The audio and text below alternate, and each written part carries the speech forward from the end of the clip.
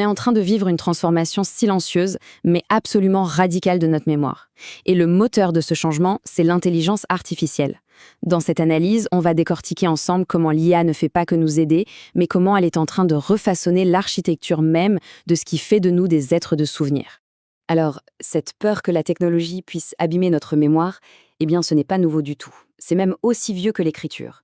Imaginez, Socrate, lui-même, s'inquiétait déjà de voir la connaissance stockée sur des parchemins, craignant que ça ne nous rende oublieux. Mais attention, le défi que nous lance l'intelligence artificielle aujourd'hui est d'une nature complètement, fondamentalement différente. Et voilà, la différence cruciale, elle est là, sous nos yeux. Pendant des siècles, la question était « quelle est la date de la bataille ?» Aujourd'hui, on demande à une IA « analyse-moi les causes profondes de cette bataille ». Vous sentez la différence? Elle est énorme. On ne délègue plus seulement le stockage d'un fait, non. On est en train de déléguer l'acte même de penser, de connecter les idées, le raisonnement lui-même. Bon, alors comment ça marche concrètement, ce qu'on appelle le délestage cognitif? Tout part d'un phénomène qu'on a tous déjà ressenti, j'en suis sûre, l'effet Google. Ce phénomène, qu'on appelle aussi l'amnésie numérique, montre à quel point notre cerveau est un optimiseur. Il se dit « pourquoi m'encombrer avec cette information si je peux la retrouver en 2 secondes ?» Du coup, au lieu de mémoriser le contenu, le quoi, il mémorise le chemin pour y accéder, le où. C'est logique, mais ça a des conséquences. Et quand on regarde la progression, c'est à la fois fascinant et un peu inquiétant. Avec l'écriture, on a libéré de l'espace mental. Ok. Les moteurs de recherche, eux, ont commencé à affaiblir notre capacité à retenir les faits. Et maintenant, avec l'IA générative, on touche à quelque chose de plus profond encore. La manière même dont le cerveau ancre solidement une information. On voit bien que chaque nouvelle étape technologique augmente le coût cognitif. Et attention, on ne parle pas juste de théorie psychologique, non, on peut observer des changements très concrets, physiques et fonctionnels, directement dans le cerveau. Le principe biologique est simple, mais il est implacable. Use it or lose it. Le cerveau est comme un muscle. Les connexions neuronales que l'on n'utilise pas régulièrement finissent tout simplement par s'affaiblir, puis par disparaître. L'illustration la plus parfaite de ça, c'est une étude célèbre sur les chauffeurs de taxi londoniens. Pour obtenir leur licence, ils devaient mémoriser un plan incroyablement complexe de la ville.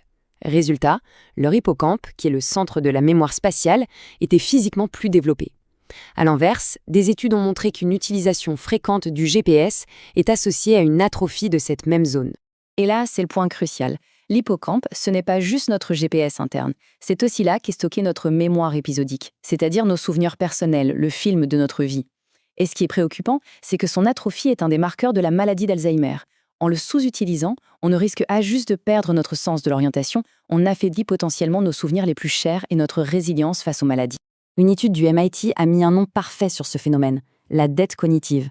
C'est comme une dette financière. L'IA nous offre un gain de performance immédiat, c'est super pratique. Mais à long terme, en réduisant notre effort mental, on accumule un déficit. On devient peut-être mentalement plus pauvre au fil du temps. Cette même étude l'a mesuré. Ils ont observé l'activité cérébrale d'étudiants qui écrivaient.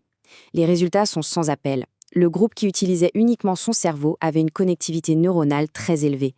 Et ceux qui utilisaient une IA, l'activité la plus faible. C'est comme si leur cerveau s'était mis en mode économie d'énergie, littéralement. Mais les conséquences ne s'arrêtent pas à la cognition. Elles vont toucher quelque chose de bien plus intime, de bien plus profond, notre identité elle-même. Il faut bien comprendre que notre mémoire n'est pas un enregistrement parfait. À chaque fois qu'on se souvient, on reconstruit le souvenir. Et cette nature reconstructive est une vulnérabilité que les IA peuvent exploiter. Une étude a montré qu'un chatbot, en glissant l'air de rien des infos erronées dans une conversation, peut implanter de faux souvenirs presque 3 fois plus efficacement que si on lisait la même fausse info. Et ça nous amène à l'une des frontières les plus complexes sur le plan éthique, les griefbots, les robots de deuil. D'un côté, il y a la promesse incroyable de réconfort, la possibilité de continuer à parler avec une personne disparue. Mais de l'autre, le risque est immense, celui d'un deuil gelé, qui bloque le processus naturel de guérison. Le danger, c'est que nos souvenirs authentiques, précieux, avec toutes leurs nuances, soient peu à peu remplacés par une caricature numérique, une copie simplifiée et imparfaite. Alors, si on se projette un peu, vers où tout cela nous mène-t-il? Probablement vers une fusion quasi complète entre la mémoire humaine et la mémoire artificielle.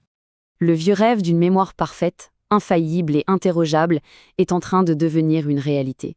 Des outils existent déjà, comme Rewind AI, qui peuvent enregistrer tout ce qui s'affiche à l'écran, tout ce qui est dit, avec la promesse de mettre fin à l'oubli.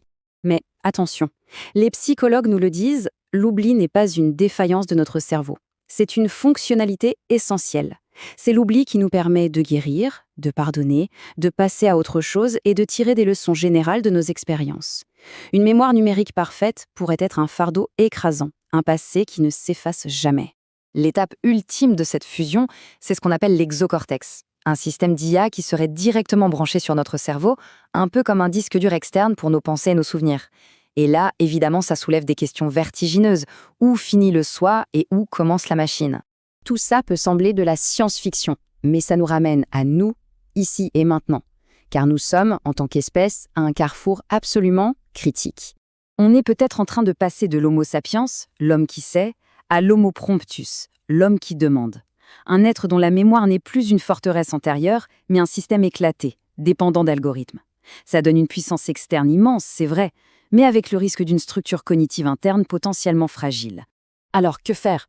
La clé, pour éviter cette atrophie, c'est de pratiquer consciemment une sorte d'hygiène de la mémoire. Ça veut dire s'imposer des moments de réflexion sans écran, chercher activement des défis intellectuels et surtout, ne jamais prendre ce que dit une IA pour argent comptant. Il faut questionner, vérifier. En somme, choisir de privilégier la création de nos propres souvenirs, pas seulement leur capture numérique. Au final, la question qui se pose à nous tous est la suivante. Quel genre d'IA voulons-nous construire? Est-ce qu'on veut des tuteurs exigeants qui nous stimulent et nous rendent plus intelligents? Ou est-ce qu'on veut des majordomes serviles qui font tout à notre place et qui, à la fin, nous affaiblissent?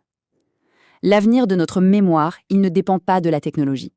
Il dépend des choix que nous faisons dès aujourd'hui sur la manière de l'utiliser.